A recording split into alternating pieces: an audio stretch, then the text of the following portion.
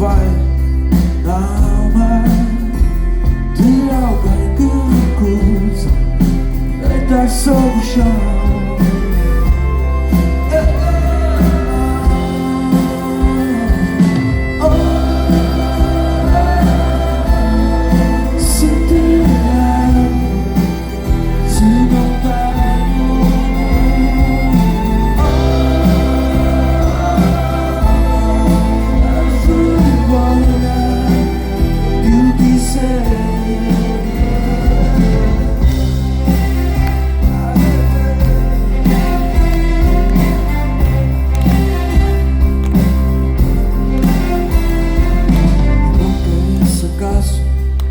Olá, eu entendi.